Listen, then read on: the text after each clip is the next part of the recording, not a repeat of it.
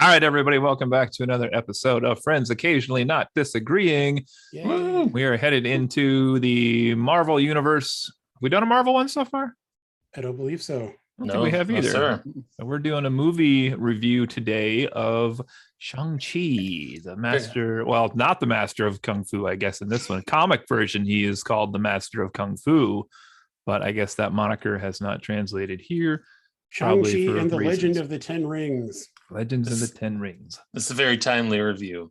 Also, not the same 10 rings as the comics, which I'm sure we will get to as we go through all this stuff. But anyway, let's see. So this is just for context here. I'm just reading off a webpage. This is the 25th movie in the sequence of the MCU, it looks like. And we'll introduce ourselves again here and maybe what do we want to do, like our connection to the MCU, since this is our first Marvel one? Yeah, let's do it. All right. Well, I'll start here then. I'm Cody, and big Marvel movie fan of this current run with the MCU, particularly. Usually go to crash all of them in the movie theater if possible. If not, I see them as quickly after as I can. So I've loved most of the movies, I would say, not all, but most of the movies, and that's me. I'm Dave. I've got basically the same, where I am a big MCU fan. In fact, I'd probably call it my biggest fandom. I love the movies, and I play lots of Marvel Champions, the card game. I'm not as into the comics, but I certainly enjoy them, and I enjoy that there is, so much to base the movies off of that I love. Yeah, that's it. I'm Morris. And Morris? You are not Morris. No, I'm Joe. I think I'm maybe not as deep into the MCU as the other two guys that have spoken thus far. I do love the MCU. Was big into Marvel Comics when I was a kid, but that didn't really last past the age of 14 or so. I feel attacked. I'm sorry, Cody.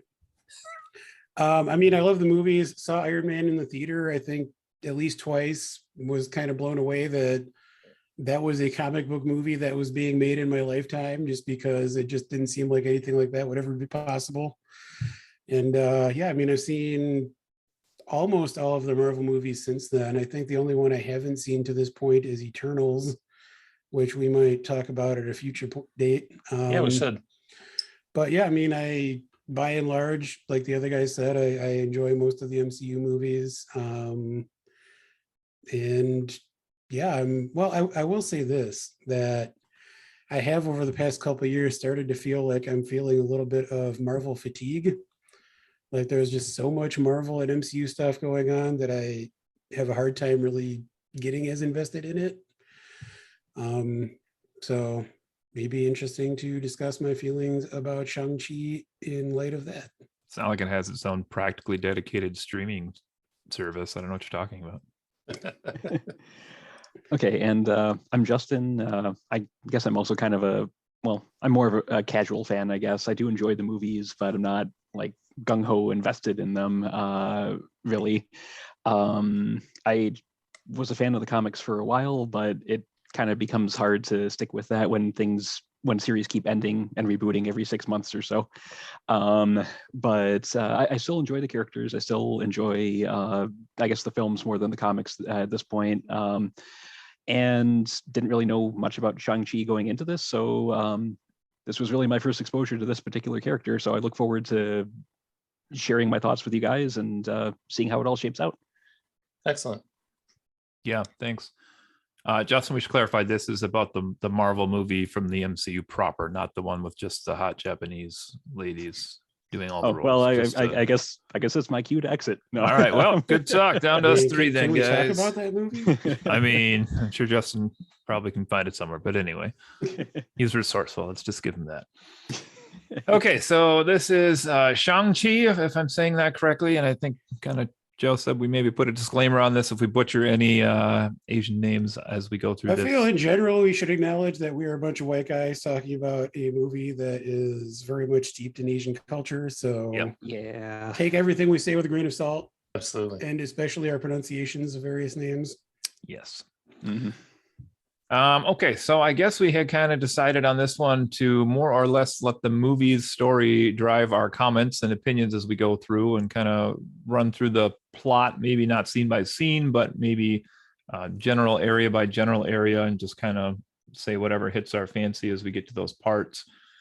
So I guess we'll start with, it says we're kind of in this flashback scene, and that is one thing that's a little different about this movie, I feel like, than some of the Marvel movies, is we do a little more time travel between different eras than we do with some of the other Marvel films. Well, we're going to start back in the olden times here with Wenwu, if I'm saying that correctly, and again, apologies, who has the 10 rings of the title here. And this is essentially his story of, well, let's talk about that for a second. What is this his story of? It's like him conquering the world, but yet he never seems to be fully in charge of the world either. So Yeah, I mean it's him, he gets the rings, and it's just kind of talking about how he established the organization known as the Ten Rings, kind of a criminal enterprise that they kind of give the sense that it is like a shadow organization that is trying to control the world events from the shadows. We see like some assassinations happen over the course of history, things like that. Yeah. I just want to say about that. Oh, go ahead. Go ahead. I was going to say, you go ahead, Dave. I was just wanted to say about that opening scene when he's riding on the horse and he pulls out the rings and he's kind of whipping them around. I was watching last night with my 8-year-old and my 5-year-old, both girls. And my 5-year-old, as soon as he started doing that, she like jumped up and was like, whoa. She just thought, and that's basically what I'm doing on the inside every time I see that scene. But she's just like hooked from the start. How awesome. Cool that was. Yeah, it was kind of neat, but when I first saw it, I was like, oh, somebody's played Dynasty Warriors. That's really what it felt like to me. Well, I mean, I think it does evoke a lot of like Chinese history and like portrayals we've seen of, ancient China and, Dynasty Warriors or the things like that. I was just going to say, one thing I really liked about the way this movie begins is how quickly it introduces the rings. I like that there's not like a long drawn out, like him trying to find them, or even like an overlong explanation of what the rings actually are. They kind of just throw you right into these scenes of like him using the rings to just destroy all of his enemies. And I just liked how quickly it just got right into it. Yeah, the narrator's like, where did he find them? Not sure. keep going. Keep going. Yeah, I think right away, I think the tone's kind of set in this one too. We kind of already mentioned this is very steeped in, the Asian culture. First thing I thought of when I watched this was, I guess maybe I had gone into it this expectation too, was like Black Panther had like African culture, and I was going into this expecting like a deep dive into Asian culture, and I feel like we got that for the most part. Even just with these initial fight scenes between what would become Shang-Chi's mother and father, like the martial arts they're using looks very artistic, dance style almost of moves. It's very beautiful the way they are we discussing that scene now? Sure, I mean, go for it. I mean, I'm just trying to go on the thing here. Go for it. No, I mean, I love that sequence. Absolutely. I'm a fan of wuxia films. That sequence, especially being in the very green, like surrounded by the bamboo forest, really reminded me of House of Flying Daggers, which is like one of the most beautiful movies I've ever seen. It's a Zhang Yimou wuxia film that I think is kind of underappreciated and underseen. But one of the things I liked about Shang-Chi is that I feel like they are kind of just wearing their influences on their sleeves. Yeah. And I mean, a lot of the action in general is like obviously inspired by those wuxia films, but I mean, this scene specifically, I mean, the other thing is not just the way that the fighting is choreographed, but the idea that they essentially fall in love through the course of fighting each other is also a thing that happens in House of Flying Daggers, but also in like a lot of other wuxia films like that. I just thought it was a really, it kind of set that immediately set my expectations pretty high for the rest of the movie. Like I just thought that sequence was kind of amazing. Yeah, I totally agree.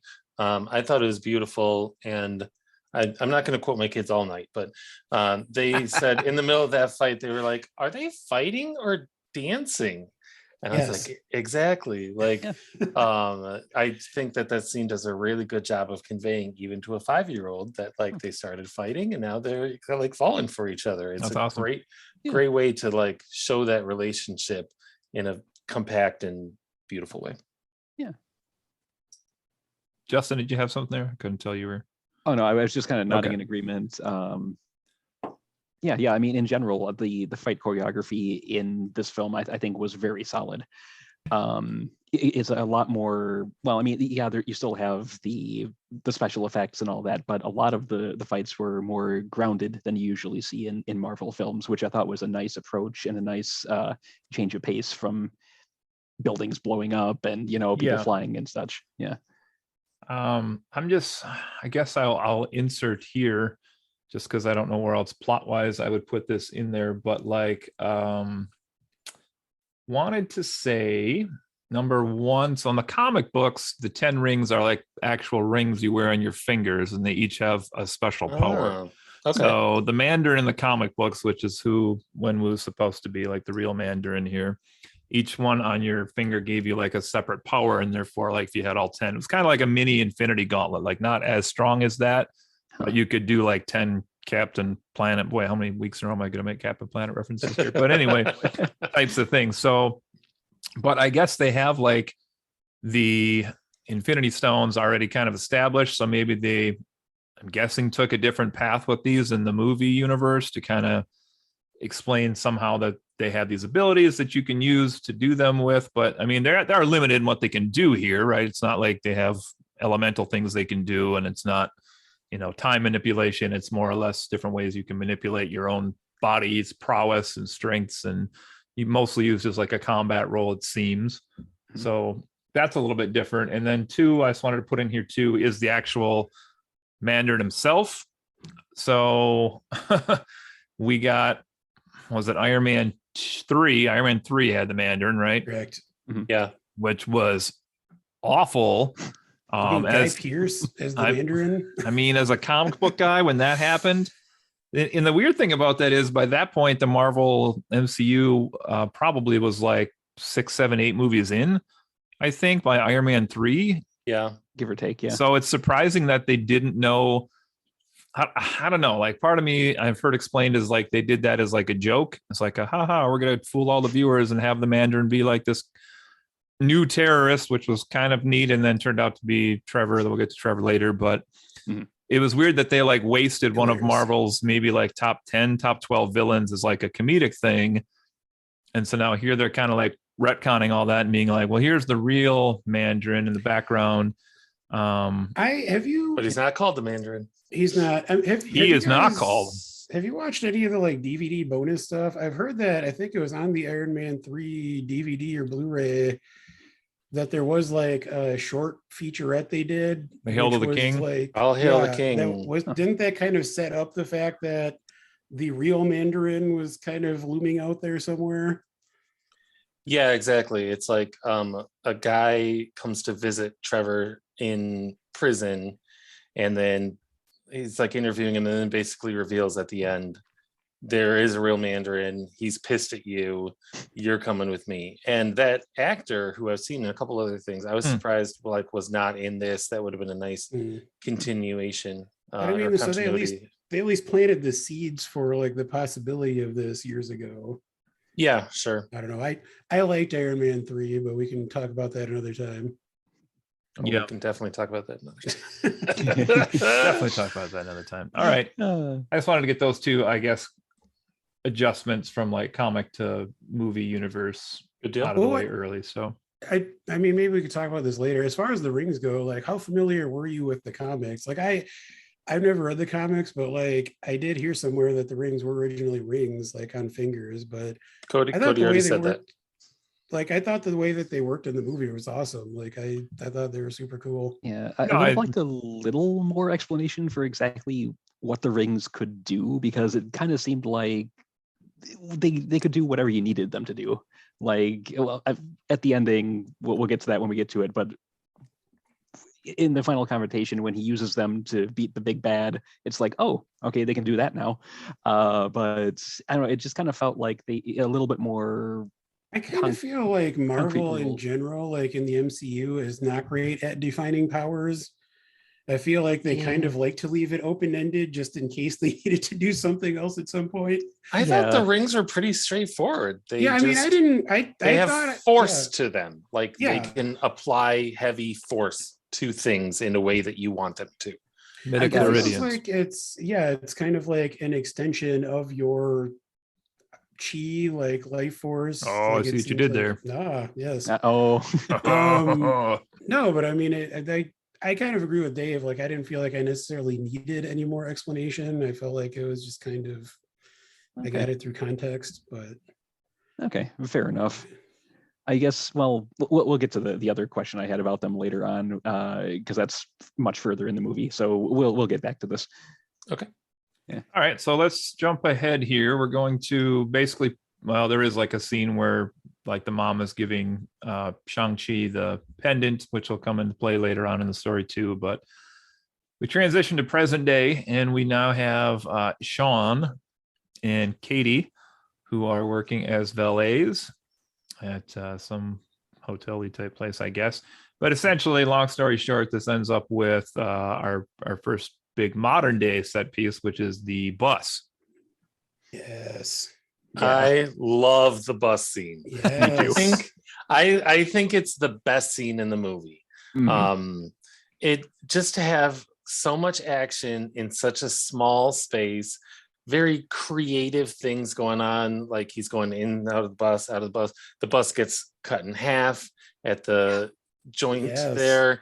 The music is just incredible. It's just like this pumping kind of techno, and I was glad I had a subwoofer for that scene. absolutely. And there's Yeah. great humor mixed into it, like Katie's incredulity and the the podcast guy I love the dude filming with on the- his the phone. live Oh my streamer. god, he's Love him. really funny. What up, y'all? Um, We're here with the bus.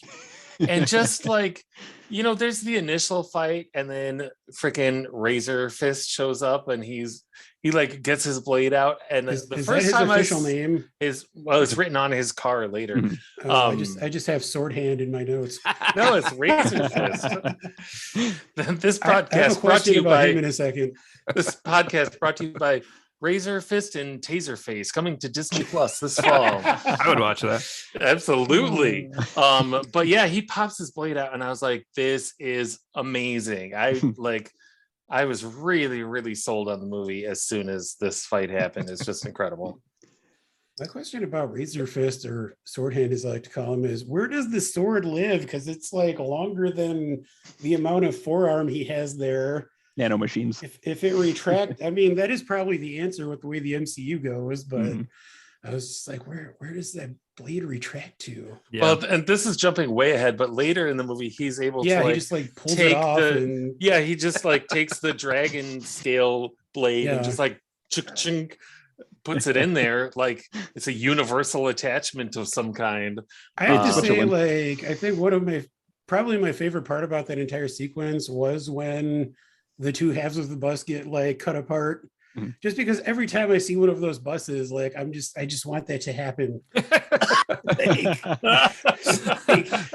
That has to happen at some point in history. As now.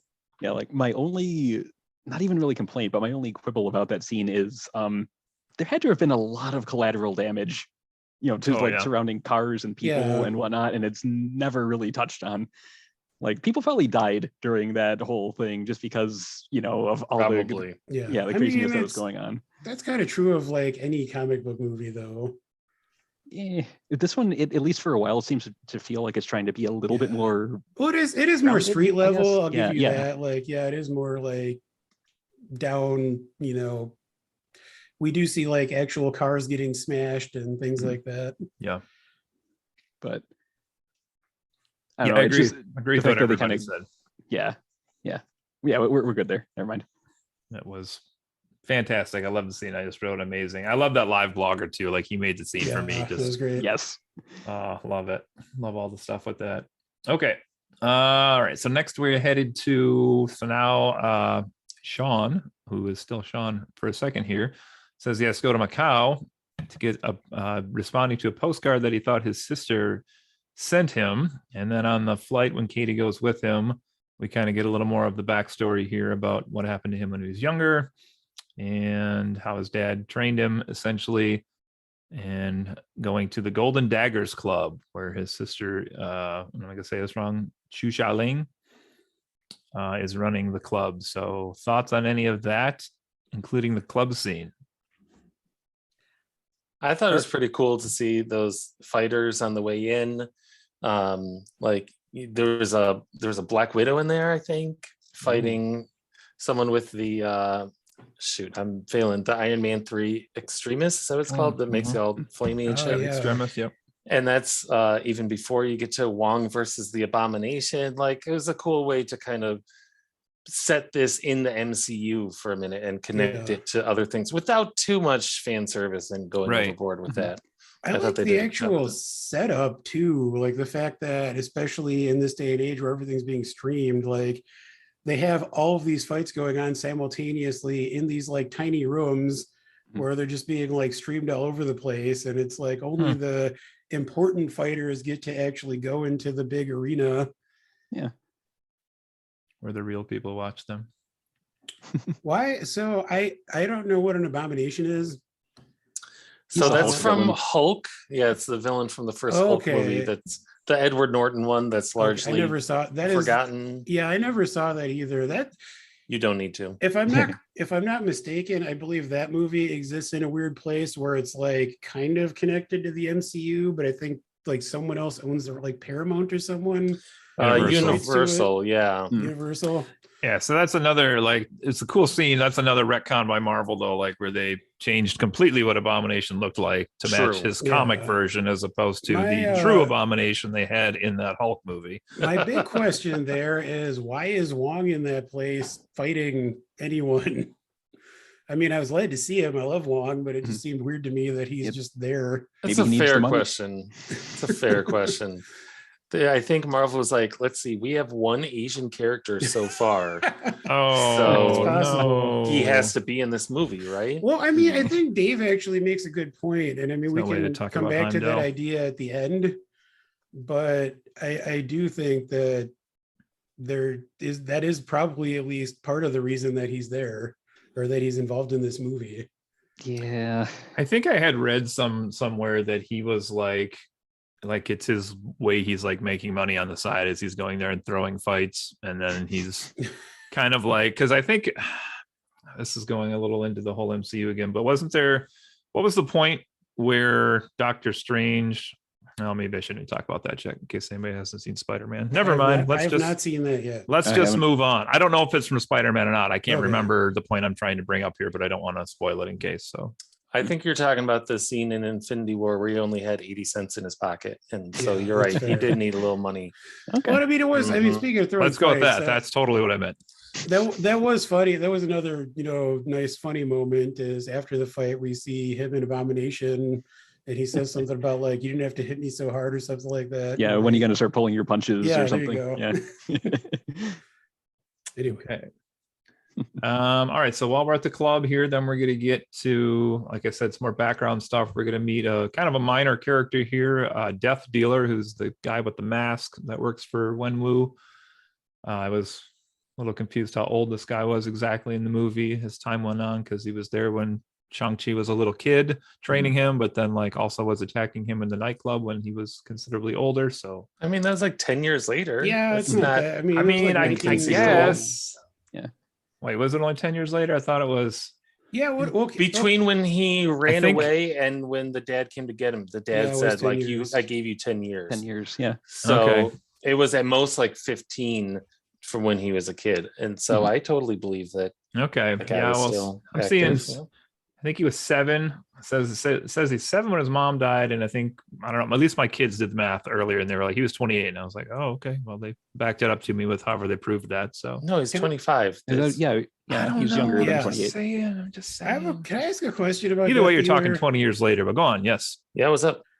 Am I the only one who like was waiting for there to be some big reveal about his identity or something? The mask dude. Yeah. Yep, same. That's Death Dealer. Like I just kept waiting for there to be some, because it's this like unique character who has this mask that we keep seeing. Honestly, at one point I concocted this scenario in my mind where that was actually Shang-Chi's mother who had been like possibly corrupted or something. That's interesting. I could have seen that. Yeah. There's a scene like in one of the flashbacks where it's Shang-Chi and his sister talking. I forget the exact dialogue, but like the sister is going to say something about their mother, and Shang-Chi's like, "Mom's dead." But like the way it almost sounds like the sister's about to say something suggesting that she might not be dead. I don't know. Maybe I just read it that way. This happens to me all the time, Joe, where I'll get some like theory or some expectation in my head, and that the movie may or may not be presenting at all. And then when it doesn't come true, I'm like, that movie was a disappointment. I honestly kind of felt that way. Like, I mean, the mom thing, as soon as I thought about it, I was like, that's kind of a long shot, but just the way they kept showing this guy, it really felt like they were setting it up to be like a major thing. And then, I mean, we'll get to it later, but it's not like there really is no like big revelation there. Yeah, that's fair. That's fair. But I mean, were you going to go into like the fight that happens there, or is there more in between there, Cody? No, I think that, well, okay. So, which depends what the fight you're talking about. So Shang-Chi basically gets tricked into fighting his sister because he had signed the contract in the elevator. He doesn't know it's his sister at the time, but that's the main battle arena fight.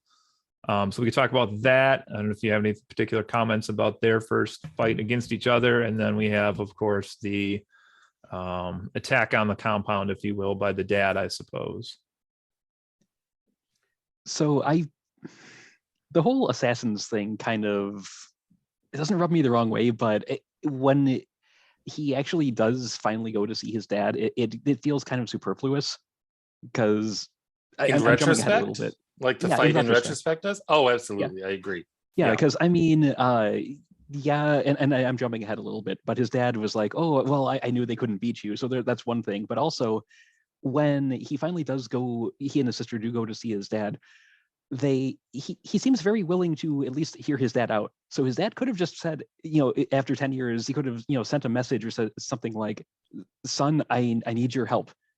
Yeah, I totally would agree. You meet with me? Yeah. And he probably would have said, okay. And well, let's get to that in a second. I want to talk a second about the fight that takes place outside on the scaffolding. Sure.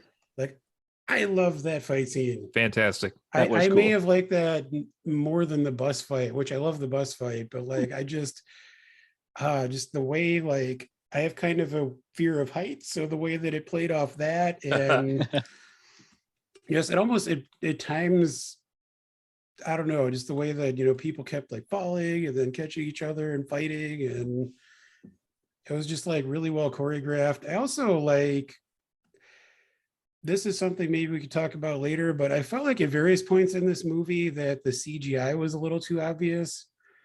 And that sequence, I really didn't feel that. Like, it all felt like it had weight, and like it felt realistic, just the way everything looked. Mm-hmm.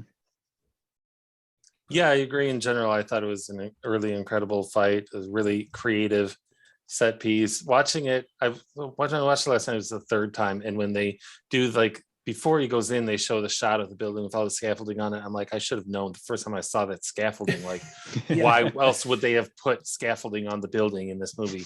But like, when Death Dealer comes out and he's just like crawling along the bamboo like a freaking spider, like upside down. I was like, this guy's amazing. Yeah, I mean, I like the way it builds too. Like, it starts with Aquafina's character. God, I feel bad that I don't know what his name is. Katie, and she's an easy one. Katie and Xu Xialing, the sister. Xialing, yep. It starts with them, like, they're trying to get out of it. They're trying to escape. Well, no, it starts with Shang-Chi and Katie. Yeah. Right. Right. Like they're out there and he's telling her like, get to the other side, you know, Get to the chopper. Yeah, basically. But even with that, like with, you know, kind of having a fear of heights, they kind of play off that a little bit. It's like, the fuck, she's just gonna like get over there by herself, you know, and then like things just go like absolutely haywire from there. And it's, you know, it does kind of build and build, and then Death Dealer shows up, and it's just kind of this like increasing levels of craziness. Mhm. Yeah, and then when the dad shows up and says, like, oh, I told them they couldn't kill you. I thought of like all these poor assassins who've been like training their whole lives. They're following this guy no matter what he says to do. And they're like, then they just like fall off this building and they're like, at least I've died for something. And then the dad shows up and is like, yeah, I told them. All right, come on, let's go. Yeah. It's I like, mean, oh man. well, I guess, I mean, that's kind of like what happens next. So we can get more into that now, right? Yeah, so you want Like to they go back to the to dad's compound. yes, instead of an official name, it just says the 10 Rings headquarter on here at Yeah, HQ. but I mean, going back to what Justin was saying before, like, I mean, it does fall apart a little bit there just because, especially since it turns out, at least at this point in the movie, the dad is not like a mustache twirling villain. Right. Yep. Like he at first I thought, like, I honestly, like, based on like when I first saw this scene, I thought he was lying because he tells them that he, you know, that he thinks that their mother is still alive, and he's seen her and heard her, and he like is going to try to rescue her. Mhm. Like, I thought it was all bullshit because he's set up as this villain, Yep. but it turns out that he actually believes that. So it's like, what was the point of like most of the stuff that happens up to this point in the movie? Yeah, that was kind of my thing. Yeah. Where, yeah, if he's trying to make an appeal to his son, okay, sure, maybe he wants to make sure his son hasn't lost his edge or something like that, all the training that he put him through. But he still could have, if he wants to work with him instead of just like, you know, taking what he wants and, you know, kicking his son to the curb, he could have just sent a letter. He could have sent a exactly. messenger. Oh, he Yeah, did and- send a letter, a postcard. I mean, yeah, but he didn't have to waste dozens of assassins, you know, to First class postage. I hear you. yeah. Just to backtrack real quick, when Shang-Chi is meeting with his sister for the first time, and they're like, she's like, I didn't send the postcard, and then he's like, well, then who did? And just then the lights go out. I'm like, these bad guys, were they listening to the conversation and waiting for like the perfect ironic timing to shut these lights off? It was fine, but it was also such bullshit. I didn't think of that. That's funny. Yeah, because the dad even made a comment right there too, is when they get back to the compound where he's like, I knew where you were the whole time. Like, no one ever escapes like the gaze of the 10 Rings or whatever. Yeah. The what of the 10 Rings? The gaze? GAZE. Yeah. Ah, yeah. Or R? No, just GAZE. All right, let's move on. Cut that. Cut that. No, I think well, Joe, I thought we were headed with this, but it's not quite where you finished with. But I just kind of wrote down on my notes again. I'm with Dave. This was the third time I think I saw this, was to get ready for this one. But when we get to the part that's happening here at the compound, like, regardless of whatever, if he's crazy or actually seeing stuff or whatever, like, it put him in a new light for me in terms of just being a villain again, because I feel like lately the MCU has done a better job of like rounding its villains into more complicated characters that have like a true, like Thanos was a bad guy, but he wasn't a bad guy, right? Like, that's, I think, part of the reason why he worked so well. And this guy too, I was like, the good things Thanos did. right, there you go. He made the trains run on time.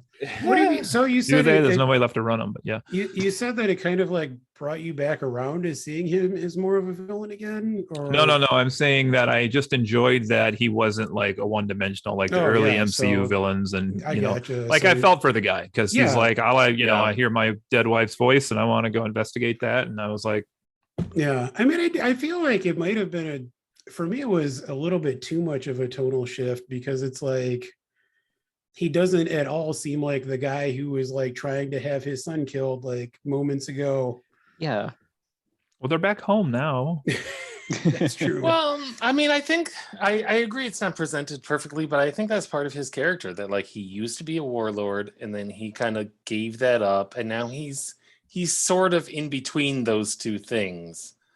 I don't think it's completely uncharacteristic, but I do agree it wobbles back and forth a bit more than it should. Yeah. I really wanted Katie at one point in the movie to be like, I can't believe your dad is getting catfished by a giant demon dragon. You know, like I just wanted the word catfish to be in there somewhere. It would have been so appropriate for her to refer to it as that. Would have been kind of amazing.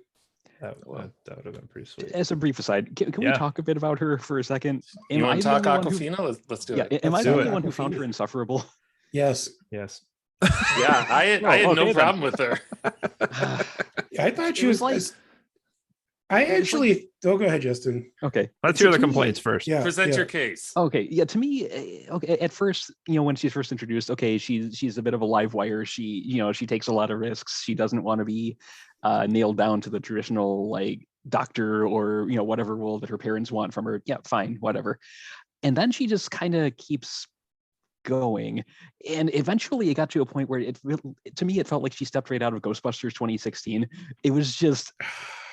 Like half of what came out of her mouth was just like trying way too hard, and she was supposed to be the comic relief, and it failed. Oh, nice. Joe is showing us his picture of Ernie Hudson for the listeners at home. Yes, it says Joe, keep on busting Ernie Hudson. That's awesome. It says.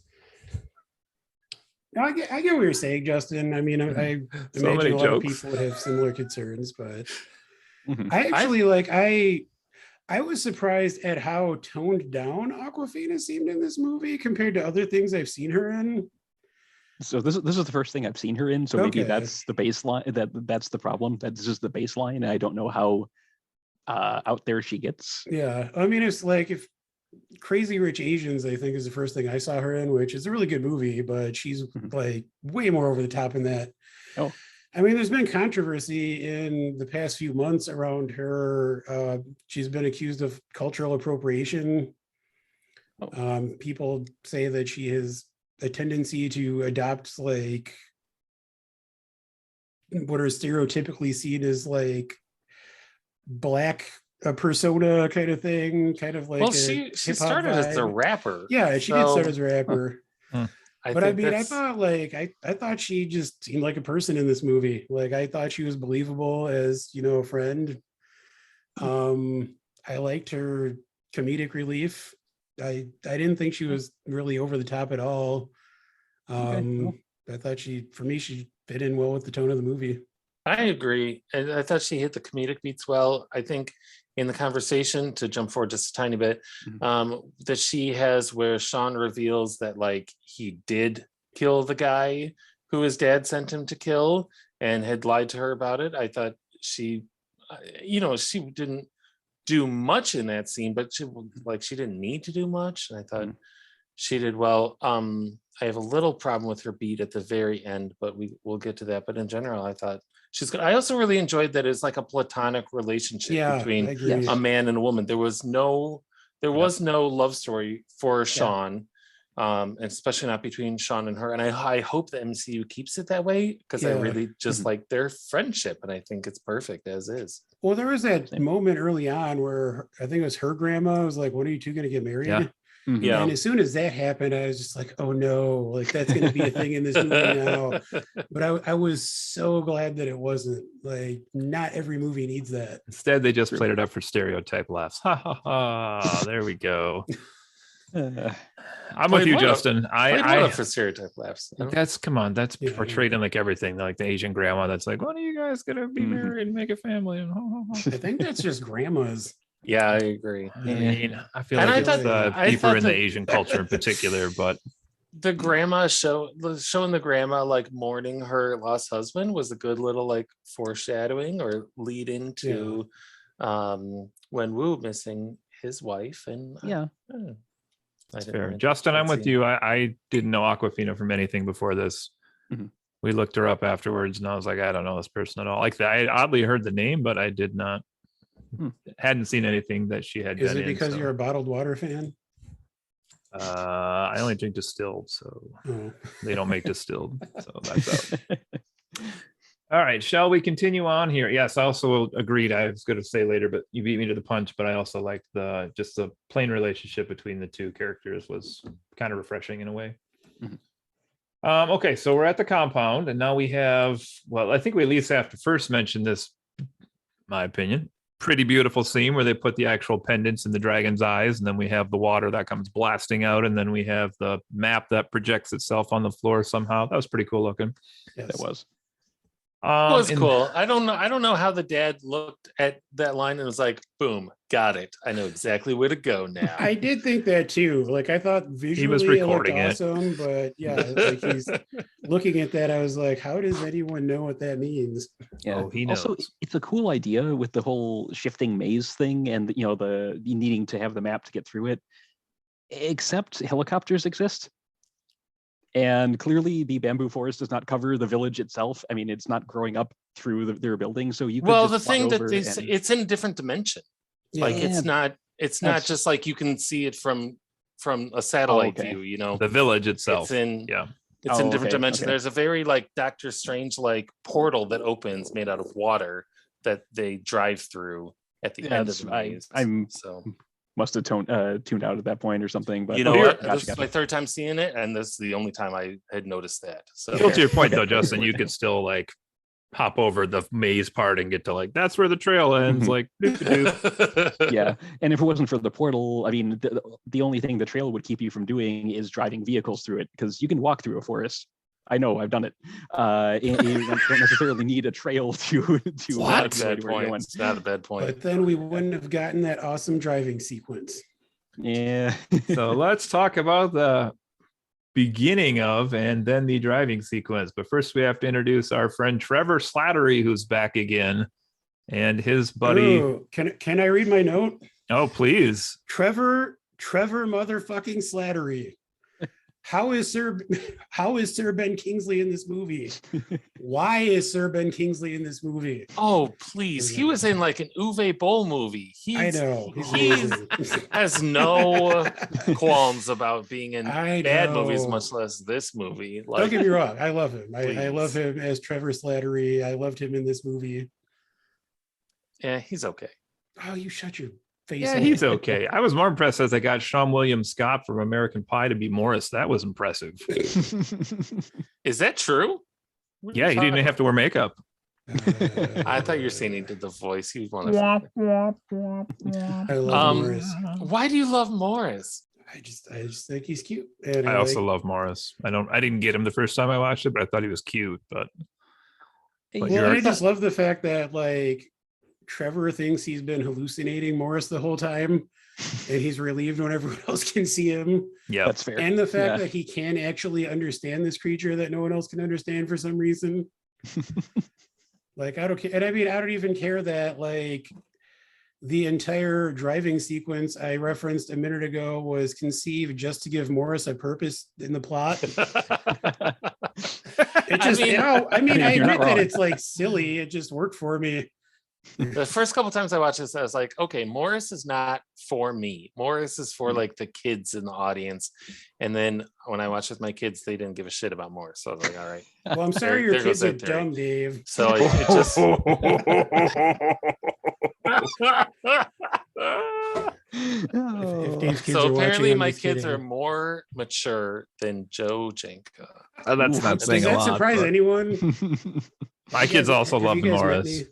me? We looked for many weeks to get the Morris stuffed animal at Targets, and we finally found one. I remember you had like another one you put on Facebook. I did. I Like, bought one, and then I happened to this cross is gonna another be the tickle me Elmo of the season, another you Target guys. and bought like 6 more of them. I Yeah, was like, I don't know about that. I sold all but one. Ooh. Did you, for a profit? Yeah, I think so. Yeah. All right. And the last one I had, I gave to a guy who had a little tiny toddler and had sold me a very large tub of Funko Pops. And I drove 2 hours to go see this guy. And he was like, I got my new dad. I can't keep all these. And I was like, I got the right thing for your kid. And so I brought Aw. that down. Oh. Of course, she was chewing on it before I left. It was me. All right. Well, we got that. So we're headed through. I mean, that's the drive scene. Are we good on the drive scene? Yeah, I thought I it think was so. cool. Sounds like you guys might not have thought it was quite so cool, but I wrote down I Love thought the it was Forest cool. Maze. It worked. I will go so far as to say it's the last good scene in the movie. ooh, Ooh boy. ouch. It does get kind of Monster Hunter-y later on. I do admit. All right, let's see here. Next up, so we have. Oh yeah, and they took Razor Fist's car. We should mention that. Yeah, they Oh, did. So yeah. how did you not know at that point that his name was Razor Fist? Kept calling him Right. Sword Hand. Just because he has a license plate that vaguely says that. No, it's not a spray license painted on plate. the It's side of his spray car. painted on Yeah, the it's side giant of letters. the car. Yeah. And he goes, "That's Apparently, my I wasn't paying car." attention. It was really hard to miss, Joe. All right. I like sword hand better. Do you? It is Potato. neither a razor nor a fist. Well, I mean, to be fair, in Joe's defense, it would be like thinking Buck from Kill Bill, thinking his name was Pussy Wagon because Yeah, his car was see? called Pussy Wagon. I was gonna make that comment, but I couldn't think of what was on the keychain, so you beat me to it. Good job. Good job. That's very Thank you. true. All right, so they get to Tao Lo, and here they meet, I guess, their aunt, who is there. And Michelle Yeoh. I mean, I we was get- so happy to see her show up. Me I know, too. I know I just said that's the last good scene in the movie has passed, but she makes everything better, and she was great in this. So do we want, I mean, what do we want to say, if anything, here? So they're there, they meet the peoples, we see the, well, I'll just say I loved the scenery at this place also. The animals were amazing, those like giant lion thingies. I love those things. Yes. Yeah. The cool, what did Trevor say Morris's about the family. horse? More Yeah, Morris. my one quibble about this is when they're going through and they mention the dragon scale and someone says, oh, dragon scale, it makes great armor, and then they show it on spears or in like swords and things which are not armor. Yeah, that's Yeah, true. it's I just didn't kinda like, actually eh? see any armor. Yeah, so it's just kind of, it was a kind of an eyebrow raising moment because they say one thing and then immediately contradict it with something else. So That's fair. yeah. So you were And- not of the impression that the Tao Lo warriors armor was in some way made of dragon scales? Well, I mean, it probably was, but they say like in the sequence where they're walking through, the line is, oh, dragon scales, they make for good armor, and then they show all these weapons that are made of dragon scales or coated in dragon scales and all I that. clocked that too, Justin. Yeah. Maybe they meant the absolutely. giant dragon scales that was armoring the world's worst beast behind its door. Well, that armor wasn't very good either. It held up for a long time. Anyway, all right. All right, so we got another background here. We go back to Shang-Chi and his confession. We talked about this. We see his mom's death. I got a question that Yeah. takes place in this part. So they said that this is where Sean and his sister learn that their dad is being catfished. It's not actually their mom. And they say, oh, he's been seeing her, he's been hearing her. And then the aunt is like, oh, is he wearing the rings again? And then they cut to like the history of the demon and stuff, but they never explained like what the rings have to do with that and why. Yeah, I wondered if That was would going to be the be the other thing reason I was going to bring he's- up. Yeah, I mean, He's the seeing her. implication was that maybe it makes him more sensitive to whatever that force is, but No, they It do didn't explain it in the really- movie. They said it was because the force behind the wall knew the rings were strong enough to break it from its prison. So it was reaching out to somebody that had them on for a long Really? time. Okay, Yeah, I missed that's that. in I there. did That not is catch in there. that. Okay, thank you. All right, then I got nothing. I thought this whole part, like leading up to the battle, was really slow. It dragged a lot. We're seeing flashbacks that some of them are just not as interesting. Some of them are like a repetition of something we've already seen, even if just for a shot or two. It's like there's a lot of flashbacks, it's a lot of exposition. I did like how they're sort of like each gearing up for the battle. Yep. But Sean, I was really confused. Is he supposed to be becoming more like his father or less like his father? I feel like either the movie was confused about that or I was confused about that, because it seemed like the aunt was teaching him, don't be like your father, be like you. And I was like, okay, that's a good message. And then he's like, okay, the result of that is I've decided I'm going to kill my father. Like I've decided to become the brutal assassin that my father wants me to be. And so I don't know. I was trying to figure out what that character arc there was, what he was doing, and how it led to where he ended up, and I just couldn't track it. One thing, I think this was a little earlier. Yeah, this is actually, I somehow skipped this note. It's a small thing, but it bugged me.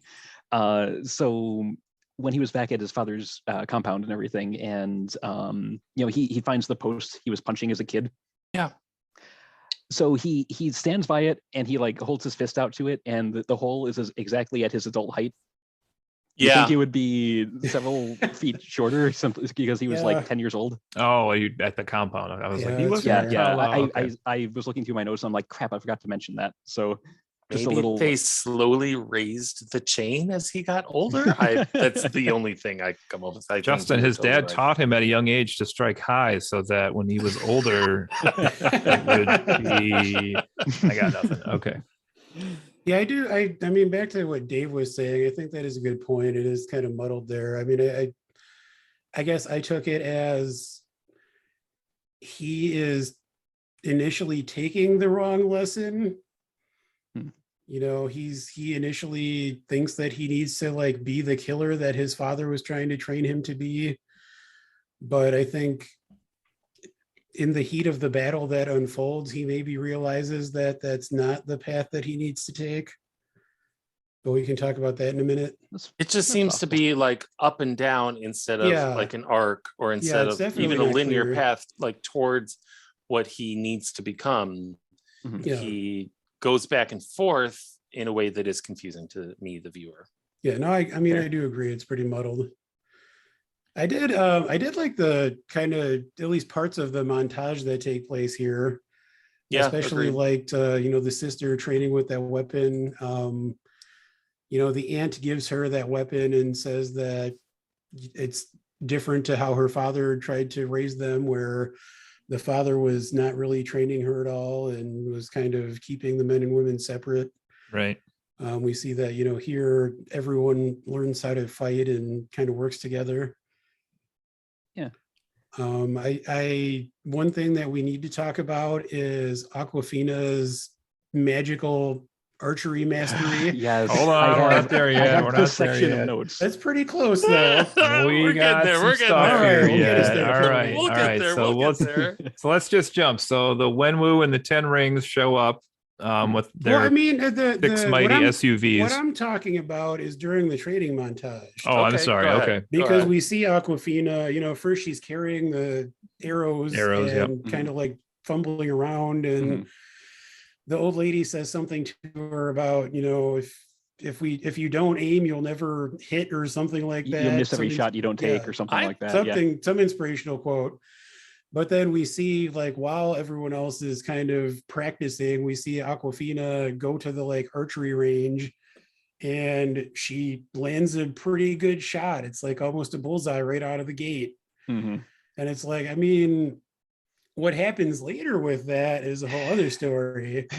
But I mean, even just that, it's like, where did that even come from? Like, she said that she like is pretty adept at things. Like she can pretty easily become decently good at something. It's only then moving past that she like chickens out and moves on to something else. See, so that part I'm okay with. I wish I would have clocked that more, because I feel like what you just said, like, that makes everything make a lot more sense that happens. So I'm sorry, Awkwafina. Justin, I'll get there. We'll get there. Okay. All right. So they show up. So we get the initial skirmish between the two sides. Hold on. Okay. Pause already. Yep. Oh boy. How could? All right. These are like a village full of magical people who have been protecting this door. To get through to the village, you have to go through this maze. They had like 3 days notice that this army is coming. They couldn't change the maze or close the door or do anything at all to prevent this army from coming through. I thought that was just a bunch of bullshit. They should have been able to. That's a good point. I mean, I know for the sake of the movie, they needed to not be able to do that, but I wish they had like given some kind of reason. Like send some of the giant food dogs out there into the bamboo to like get them before they got to the village, something, Yeah, I just like I expect the aunt to be like, oh, okay, and go over and like wave her hands around, and she's like, okay, I changed the pace, or like it's a different day now, or Yeah.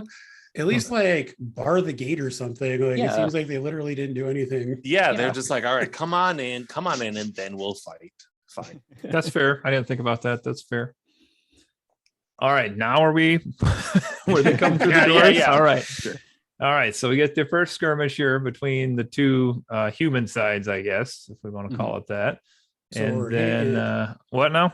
Sword hand. So no. All right, so Shang-Chi fights his dad, and he gets thrown in the lake by his dad, and then has the slowest descent and slowest drowning scene known to mankind. Meanwhile, his dad goes to the barrier and starts to attack it, which lets out the first of, I guess, what are officially called soul eaters here. Makes sense, I guess. The little tiny flying dudes. And then Death Dealer is immediately killed, so no ceremonious ending for that character. I was so frustrated with what happened. It was like, it just felt like the most anticlimactic thing. He totally Boba Fetted off into Nowheresville. I mean, honestly, I think that might have worked for me a little bit more if he had, if they had almost like pulled a Raiders of the Lost Ark and had Death Dealer like flex somehow, like do some like awesome moves or something, and then get his soul eaten right out of his body. But like it just happened so fast. It's like a non-occurrence almost. Yeah. Maybe they could have ripped his mask off and then to all of your points just been like, no, we didn't know who that was. So quick thing with the fight between Shang-Chi and his father. So when he gets some of the rings, they just like whoa. This is fight number 2 we're talking about here now. Okay. It was like one big long extended thing. So but go on. Yeah, it's true. You're not wrong. How does the dad see these freaking demons coming out, just the little ones, and not be like, maybe they were right.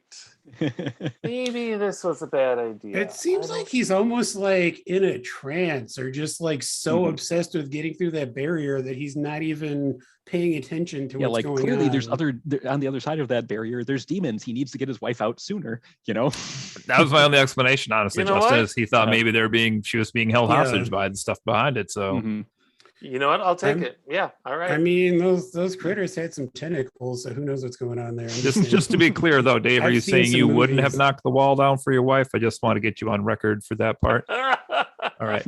I would have had a reasonable doubt. I would have been skeptical or, critical thinking skills, people. Dave Wu, not knock wall down. All right. Okay, so we're going to get the first dragon here, the Great Protector. I'm going to call that one a dragon or some sort of sea dragon spirit thing. That is their dragon. There we go. Dragon and they refer to it as the village's dragon. Very good. Oh, that's right. That whole sequence kind of reminded me of Spirited Away. Yes. Mixed with the Never-Ending Story. Dragon. Alcohol. I was honestly, I know you guys have said that you maybe didn't love this last sequence, but when a literal dragon showed up in a Marvel movie, I was totally on board with that. Yes. Like I did not see that coming, but like I was totally down for it. But is it the dragon where the Iron Fist gains his powers? Let's move on. Oh. Why? I don't know. Now streaming on Disney Plus. All right, let's keep going here. So now we have a second fight with Shang-Chi and his father, where the rings start to get transferred back and forth a bit here.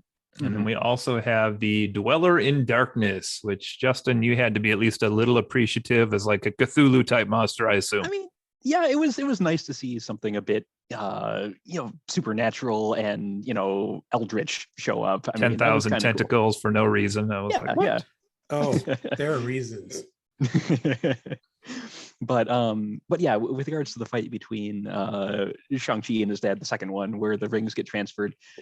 So this is also kind of where I was kind of I would have liked a little bit more about what they do and why they do it, because are they kind of like a Mjolnir sort of thing where they choose who's worthy? Was it the fight was shifting, so they went to the victor? I mean, What are you talking about right now?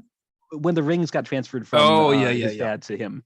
It's just like, you know, are they sentient? Did they make a choice to go to him, or is it like an enchantment where, like Thor's Mjolnir, do they choose who's worthy? Just some explanation for why they jumped ship would have been nice. That is a good question. And this is jumping to the end, but at the end they sort of leave on the fact that the rings are mysterious. They don't know where they're from. They don't know what the deal is with them. So I'm willing to excuse any questions about the ring at this. The rings. It's a little bit of a cop out, though. We'll get to that later, but I mean, I do feel like they might explain more of that later. But I mean, I wondered that too, Justin. Like, we see them kind of like changing color as they're going between the two, and I did wonder sort of like what the criteria were for that. Mm-hmm. Yeah, there's definitely some questions about what role they play, where they came from, like why they called Wenmu. I mean, if they called Wenmu because he had them, like I suggested, is what I thought I heard in the movie, as a way to like release the Dweller in Darkness from the wall. Mm-hmm. I mean, could they not have also summoned heroes X, Y, and Z over the last 25 films that maybe would have had the power to do that too? I don't know. Maybe not. Maybe it's culturally something's in there. I don't know. But anyway. Yeah. So what do we think of the final battle here with the two dragons and the souls being sucked and MCU confirmed existence of souls in the MCU? That was interesting. That's true. Yeah. Oh yeah. Sure. Overall, I liked it, except for the shot. The shot felt round the world. She's not giving away her shot, Justin. He did it. I mean, I can get to this in a bit if go for it. You want to say now something. You can do it. Go for it. Okay, Do it. So I did my freaking research on this, and I have had experience in archery. I know that you can hit a target if you're a novice from about 20 yards away. Usually, sometimes. Show us your work. I want to see the math. What type of sparrow was it? All right. Okay. Well, so they were using recurve bows, which they have an effective range if you're a beginner of about, like I said, 15 to 20 yards, maybe a little bit more. If you're experienced, the average range at which you can be accurate is about 30 to 40 yards. If you look in the shot where she fires and hits the Dweller in Darkness in the neck, it's at least 100 yards away, possibly more. Yeah. So that would. The maximum accurate range for your average recurve bow is 90 yards. The maximum.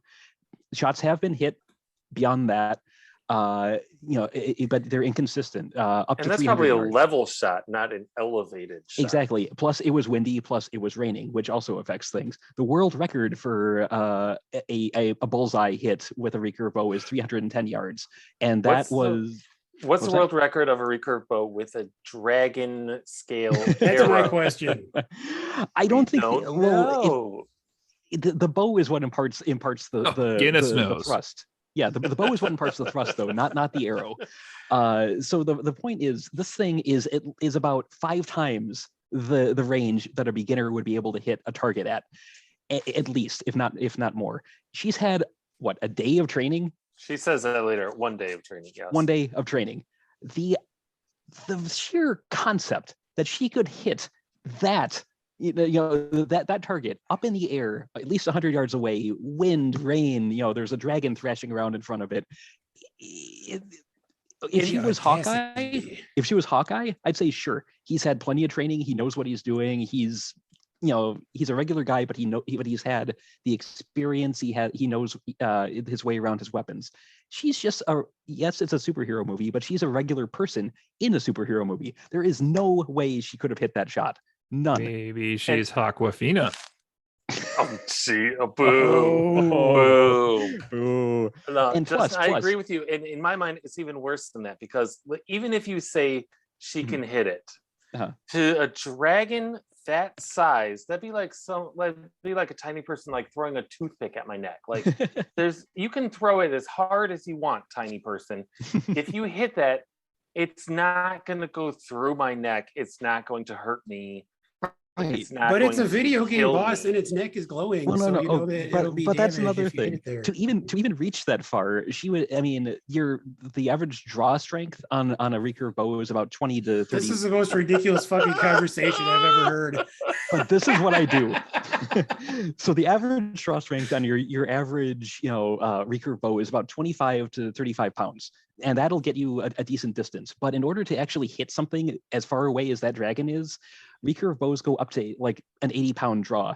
She wouldn't even be able to pull that string back on a bow that was We strong don't know enough what to the reach laws that of far. physics in Talo are like. That's true. But, well, okay, Aquafina. It's a magical land populated by magical creatures. There's literally like a demon that emerged from the earth fighting a literal dragon. but she's using an arrow with dragon scales on it, and I'm talking about the bow, not the arrows. She is an average person with average noodly arms, and she, even if she had gotten through that day of training, her arms would be just completely wrecked. Justin, I don't think you can call her arms noodly. I don't. Well, I'm sorry. no. Yeah. Well, I mean, my point is she's an average it's person. 2022, buddy. You can't call her arms no, noodly. you don't know Okay, what fine. Aquafina bench is. Well, I mean, okay. My point is she's not an athlete. She's not someone who has been trained, in this sort of thing. She is not used to using a bow. If she could Wait have a even minute. gotten But she's used to driving cars for her valet job. So are you saying NASCAR drivers aren't athletes? I just want to be clear on this point. they don't have massive upper body No, strength. they're is what not I'm at saying. all. What are you They can talking hold their bladder a very long time. True. Is she spraying her bladder at the Justin. dragon? No, she's not. You don't know that. I think there are lots of things they could have done to make that even like at least a little bit more feasible. Like make it the heart or make it the tail or something, or have her like go out on the water on some kind of water beast, like to be closer to it. Yeah. There's things they could have done to make it even a little bit more believable, but they did not. And I'm totally with you on this, Justin. Okay, thank you. Cody, how do you feel about it? I was fine with it. I was too. I mean, Really? I will grant you guys that it is completely ridiculous. Like, I Yeah. don't think anyone is going to say like it was believable that could ever happen. But I also didn't care because it's a Marvel movie and there's all kinds of other crazy shit happening. Yeah, we have to anyway. remember this is the same universe where Mickey Rourke built a power source out of an arc reactor where you could make electricity off his hands. So, Like, I mean, it works for me just as a character beat. So I was fine so with I it. guess I'll bring this up now rather than the end. No, I hear what both of you are saying, Dave and Justin, because it is like one in a bazillion, if even possible, Justin, up to all that stuff. But It's silly. yeah, it is a little silly. But so I think I had mentioned this to somebody in this group a long time ago when this movie came out, which was probably close to a year ago now, maybe last like May, June, somewhere in there. This came out originally. Give or take. Which is, I read an article one time about the hero's journey in the MCU, and they said this was the one that broke Marvel's mold for having a comedic character who actually underwent a change and accomplished anything at all in the movie whatsoever. Because every comedic role they've had so far in these movies generally doesn't do jack shit. And so, despite the shot, I guess what they're saying here is that she basically found her path and basically found what she's good at and goes on to do something to contribute to the plot of the movie itself. So I do find that interesting about her character. Doesn't forgive the shots logistics. I get that, Justin. I see the face over there. Okay. But I think that's interesting too. Like, and I have a little more to say That about is her interesting. towards the end, but Can okay. I, speaking of comic characters, Yeah. I loved the little moment where Trevor. Trevor was playing dead and Morris came over and was concerned about him, and he's like, no, it's just an act. Come down here with me. And then Morris also plays dead. I do love that also. That was good. I was glad they had that scene because it made no sense for him to be in any part of the battle No, whatsoever. it did. I mean, I was listening to a podcast and they were talking about this too. Like, you fully expect him to just like introduce them to Morris and tell them that Morris can get them there. And that's it. Like, there's no reason that he needed to even go into Talo. Like, maybe Sir Ben Kingsley just had a weekend off or something and was like, hey, let me hang out with you guys. Like, I'm glad we had that scene. And like, I'm honestly glad for like every second he was on the screen, but it just makes no sense. Well, you know how he learned to do that though, right? How was that? Monkeys that were acting. Planet of the Apes. Remember his whole thing on that? Hilarious. They're Yes. monkeys. They're acting. All right. Acting as if they knew how to ride horses. They were just acting. They weren't really riding the horses. All right. Still can't wrap my head around it, if I'm being honest. All right. So we have bad guy defeated. Oh, Justin, did you want to mention the rings here again? What they can do? Apparently, when they go inside the dweller in the darkness. And then you do a dance move. Yeah. I mean, I guess it is kind of an extension of the whole the whipping motions you could do with them if you really want to stretch it.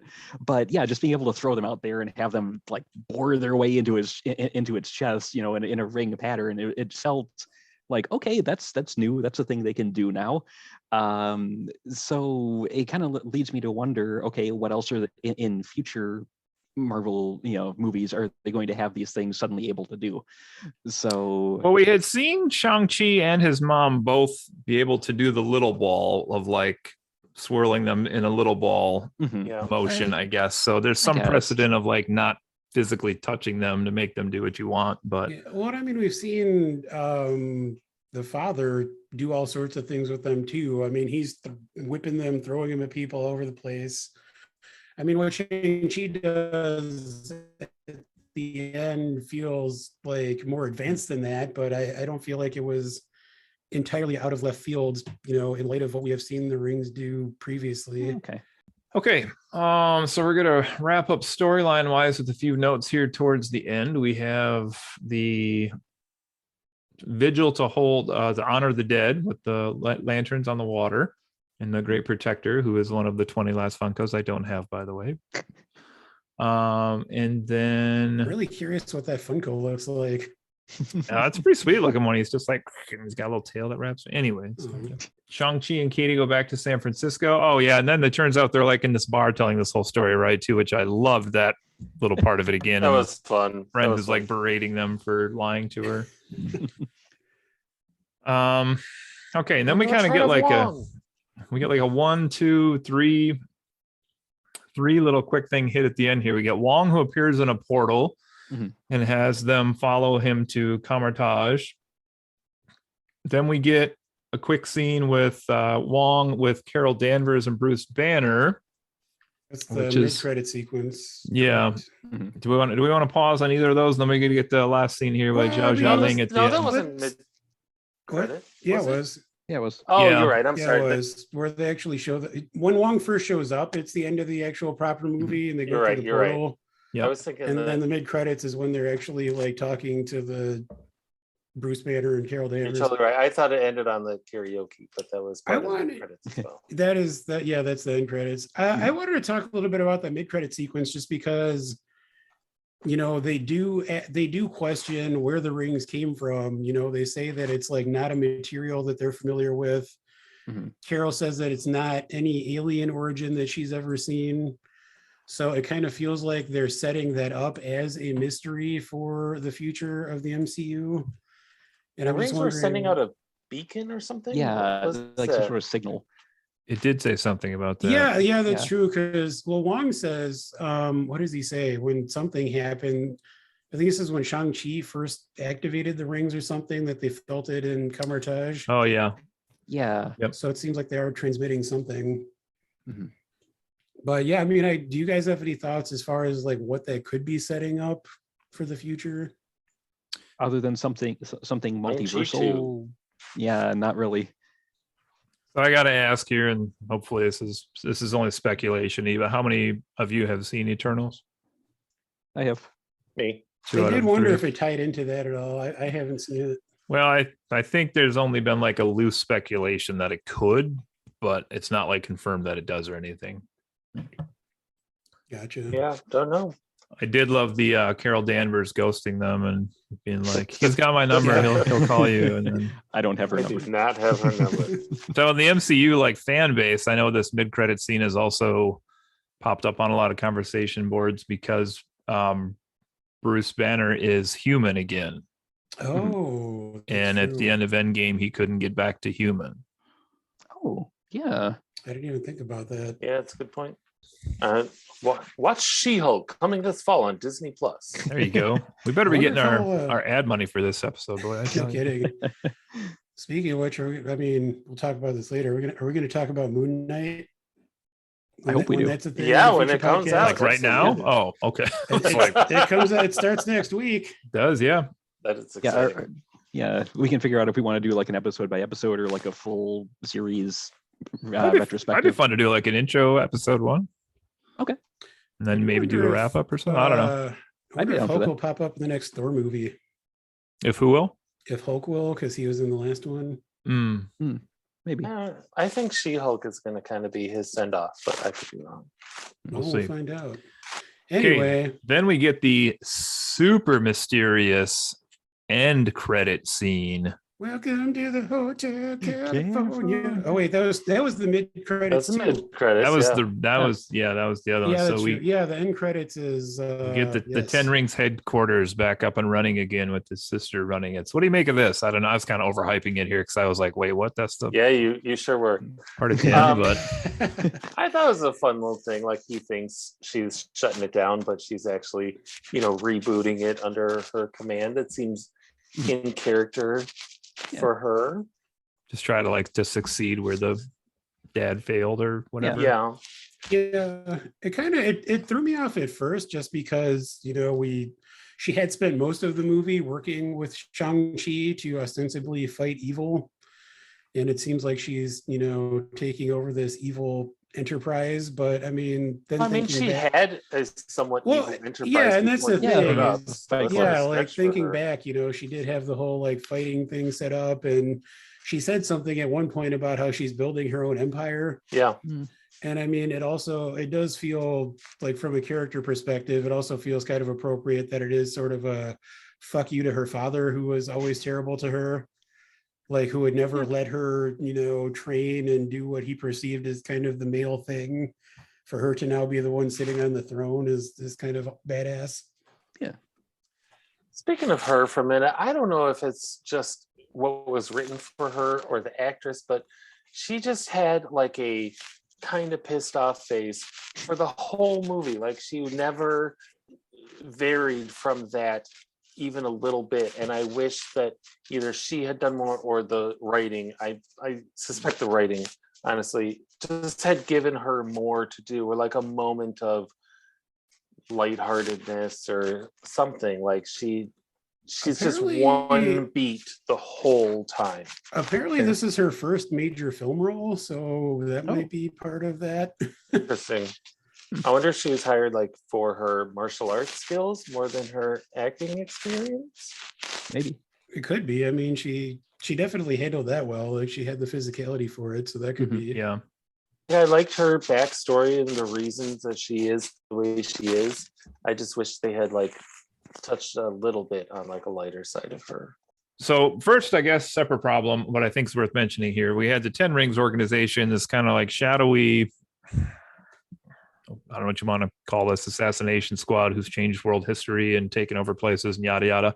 Mhm. And I do think the bigger the MCU has gotten, we've had this more continual problem of supposedly all of these things exist in the same universe, but yet obviously Marvel can't write them all into the same movies. I think in the comic books it kind of worked because you'd pick up an issue and be like, oh, what's this crazy story about, and just kind of not connect things. But the movie universe is so much more, I don't know what you want to say, but everything's tied to each other so much more, and we know stuff exists in certain locations, and so When are we therefore getting 10 Rings versus Hydra.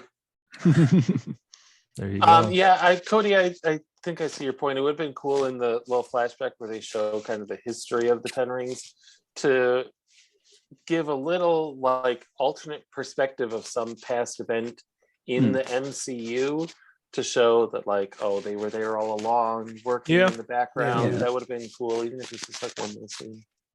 It's just I just noticed we just finished what movie did we watch last? Captain Marvel, I think, is the one we were on with our rewatch with the family.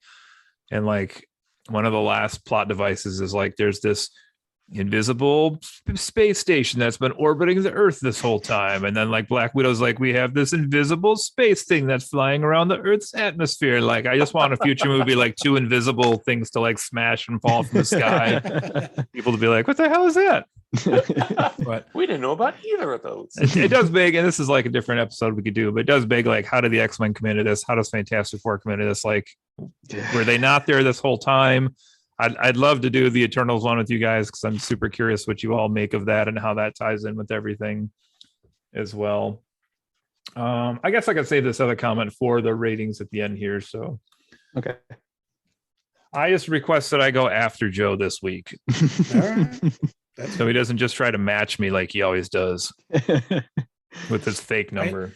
I do kind of feel like we might be on a similar wavelength, but we'll see. I'm writing mine down right now. It's in ink.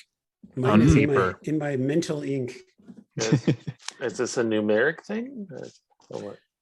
Yeah, let's do numeric 1 to 10. 10's best Okay. movie or great movie. 1 is bad movie. 0 is Die Hard. Oh, Your scale's all fucked up. Part 4, with a vengeance. No, Vengeance is 3. Die 4, Harder. Oh, that's right. Four, 4 is garbage. So, all right, fine. Yeah. I'll accept that. There we go. Okay, fine. I'll go first. I think I before I launch into this, I do have to go back and touch on something Joe said right when we began all this, that I honestly feel like I am getting a little bit of Marvel fatigue at this point, just because there's a lot going on and the new stuff feels like it's taking some time to really connect with me. I still enjoy the Marvel stuff, but I'm not as involved as I had been in like the last couple of phases we had. That said, I thought Shang-Chi was a perfectly fine film. It had some really good action scenes. Minus that, yes, he just did the like bow shooting motion for those of you at home. Yeah, minus a couple of blemishes. It was a perfectly fine film, but it didn't really blow me away. I enjoyed it. At some point in the future, I'll probably watch it again, but I'm not exactly like chomping at the bit to go and like throw it into my Blu-ray player and, watch it right this instant. So all that said, I'm giving this a very middle of the road 6 out of 10. I liked it. It had its issues, it had its strong points, but it didn't really wow me. Okay. All right, I'll go next. Marvel fatigue is the thing that does not compute for me personally. I'll take all of it all the time. But for me, I really have to split this movie in half, because everything before they get to Talo is like an 8.5. It's a really, really fantastic starter movie, like to open up a new sub franchise. Normally I like a second movie a lot better because you're already introduced to the characters, their power set, your past origin, and you can really just have them go out and have an adventure. But this one, I really love the first half of this movie, and then the second half of this movie drags for a while and then ends in a giant CGI dragon fight.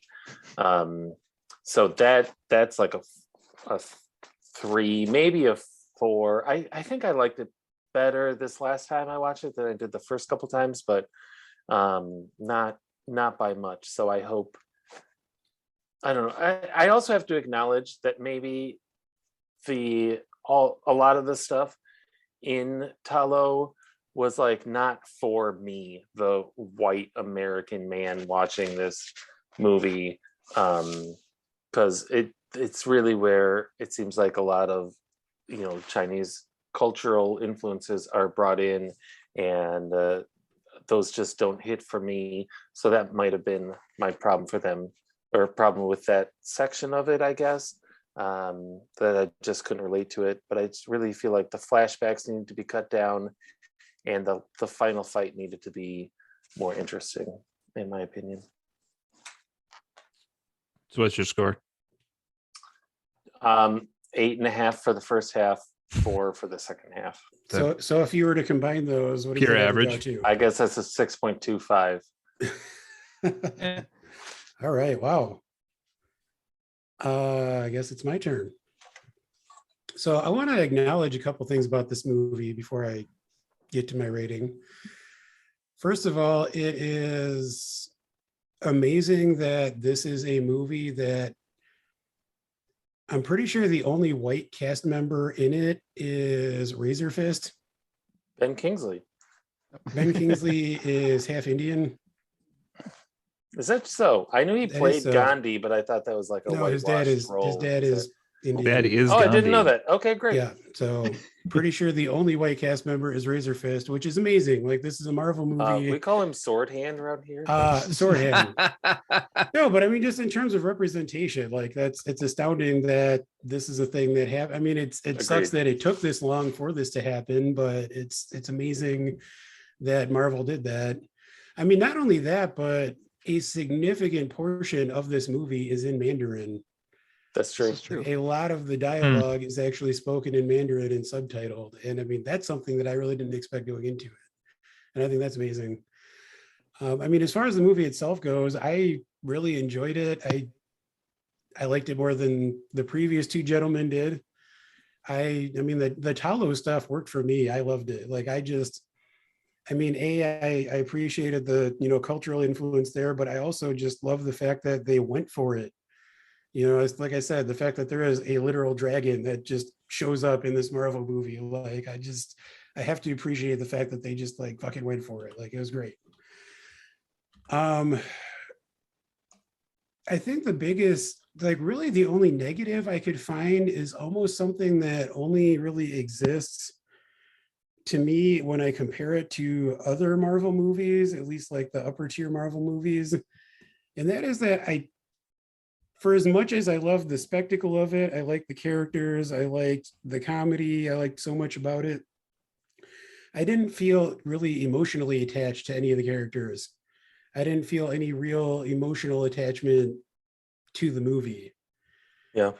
And I think that to a certain extent, it's unfair to compare it to some of the best Marvel films in that regard, because the best Marvel movies have had X number of movies leading up to them to, establish a relationship between the audience and these characters, so that when you get to like some of the emotional beats in Endgame or things like that, it just hits super hard. Yeah. But I mean, that's really the only fault I have with Shang-Chi, is just that I didn't really feel that strong connection. I mean, I did like Katie's arc, there were moments that I liked, but I just didn't really feel that strongly connected to it. That being said, I mean, I really enjoyed it overall. To me, it feels like I'd put this probably like upper middle or lower upper tier Marvel. So if I had to give it a score, I think I would put it at a 7.5. And I mean, honestly, I think that if I were to watch this, again in the future, that might even, like, I would expect that score to go up instead of down. Like, I think this is a movie that going forward, I will probably grow to appreciate even more. And actually, I mean, taking a step back, another thing I have to say, which goes into why, I like the Talos stuff, is that I said at the beginning that I was starting to feel some Marvel fatigue. I liked how much this didn't feel like a Marvel movie. You really don't get most of the trappings that you have with all the Marvel movies. It's not really, aside from Trevor showing up, it's not ostensibly tied to the greater MCU. I mean, and Wong. Mm-hmm. But I mean, it's not the same old like stereotypical superheroes. It does feel very much like, it has the whoosh elements. It does feel like kind of a Hong Kong movie to a great extent. So I love how different it feels as well. But yeah, I mean, I think overall I would give it a 7.5. I think it's a good point you bring up right at the end there. Like, it does feel like a different type of movie. And I think we're kind of seeing that with the Disney Plus shows in particular, but some of the movies that are coming out next, right? Like, we have Moon Knight, which looks kind of batshit crazy, ties to Egypt, detective-y type stuff. We got the Multiverse of Madness coming out, which is supposedly supposed to be at least somewhat a horror movie, is what I hear at least. So we'll see if that's true. We've had the sitcom with like WandaVision. We've had some different types of shows recently, and I think in the movie verse, yeah, you're probably right. This is different. I think at its time, Black Panther was probably different. Eternals, I think, is different in some ways. Also, I wrote a few things left here too, which, you know, you mentioned this as you didn't really feel like a Disney movie. A Marvel movie. I wrote that this kind of felt like the first Disney Marvel movie. Like, kind of felt like if this didn't have the Marvel name attached to it, I could see this being a Disney movie in some ways almost. Like it had the, I don't know, it had the like larger than life cultural elements, which Disney likes, and Pixar does also like to pick the little pockets of the universe of Earth and be like, we're going to explore this one for this movie and this one for this movie. I don't know. And maybe like Dave was kind of hinting at, like there's certain marketability here for kids too. So maybe that's kind of why I'm picking up the Disney vibe on this one as well. I already mentioned a couple of these other points, but I just want to put them in here again briefly to factor in my score. I thought the comedy in the movie was really hit its marks pretty much across the board all the way. The one-liners hit when they were supposed to hit, and like the bigger gags, the sight gags or whatever, kind of hit for the most part for me too. Probably especially influencing Dave's first half of the movie score. The set piece fights in this movie are amazing. We mentioned the bus, we mentioned the scaffolding, and then I also want to say again, the character of Wenwu I really enjoyed. Like he was tragic to me. Like he's a dude who just loved his wife, and maybe he was. And I meant to give a shout out to that actor Tony Leung. He's fantastic. Like he did a great job in general, but in this movie too. I felt bad. Like I said, I think that always helps when your villain, or at least the antagonist, I guess, for most of the film is somebody that you're somewhat relatable to. I mean, just having a passion for someone that you do almost anything for them. And then the last note I said here, and this is the note I kind of saved from earlier, is I just wrote down that I really, really liked Shang-Chi and Cody as like new characters into the universe, both of them. And I was trying to think of, like, I didn't make a list, and I don't know if I ever would make a list, but I was trying to think of like other characters in the MCU where we first met them. And like, I think they would rate pretty highly, to be honest, for their initial outing compared to a lot of other people's initial outings.